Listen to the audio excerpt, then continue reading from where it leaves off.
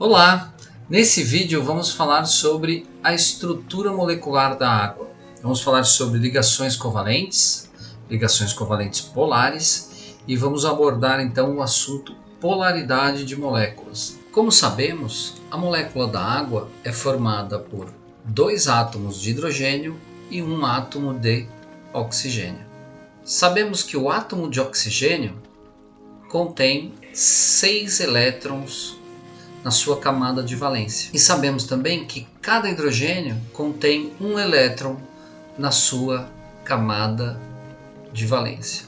Então, um hidrogênio compartilhará um par de elétrons com o oxigênio, ficando o hidrogênio com 2 elétrons na sua camada de valência, e o outro hidrogênio também compartilhará um par de elétrons com o oxigênio.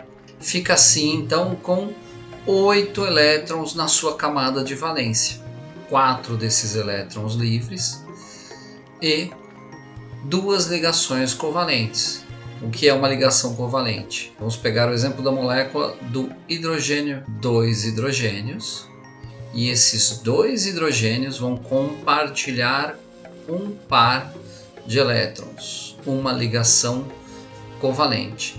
Cada hidrogênio tem a configuração eletrônica do gás hélio. A ligação covalente entre hidrogênios, ela é uma ligação covalente apolar.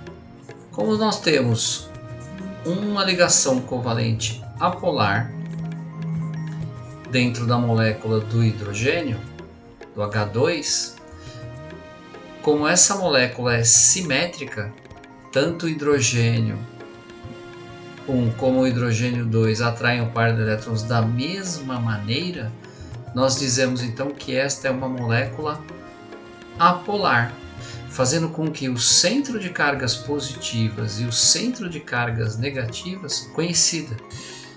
E a nossa molécula de água? Aqui cabem algumas observações.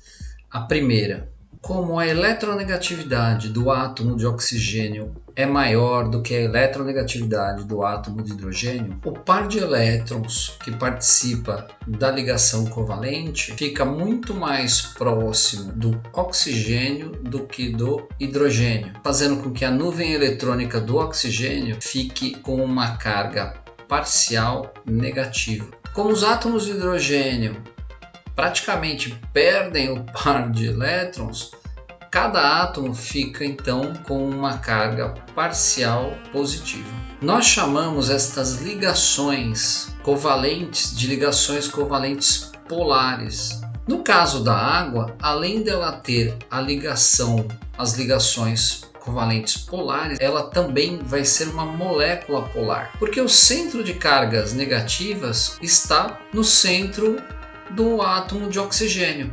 Já o centro de cargas positivas vai estar entre os 2 átomos de hidrogênio e o centro do átomo de oxigênio. Então, nós dizemos que essa molécula tem um dipolo. Ela é uma molécula polar. Ela não é uma molécula simétrica em termos de distribuição de cargas. Então, o que contribui, resumidamente, para que a água seja uma molécula polar, de polo permanente? As 2 ligações polares e o fato de existir um ângulo de aproximadamente 104 graus entre estas ligações.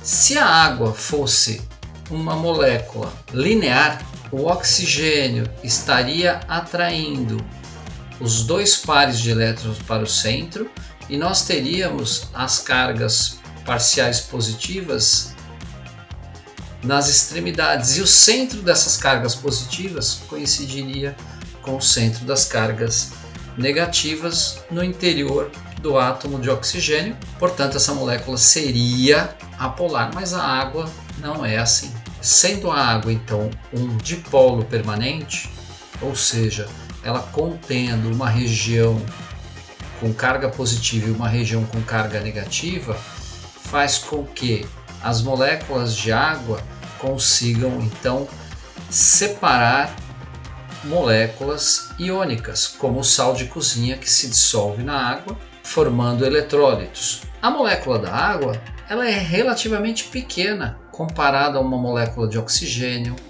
a uma molécula de dióxido de carbono, a uma molécula de nitrogênio. O que essas moléculas que eu citei têm em comum? Elas são moléculas apolares. A interação entre essas moléculas é fraca. Já entre moléculas de água, a atração é muito grande. São forças de atração entre dipolos permanentes. Nas condições ambientes, a água está no estado líquido, sendo uma molécula bem menor do que uma molécula de oxigênio do ar. Espero que vocês tenham gostado do vídeo.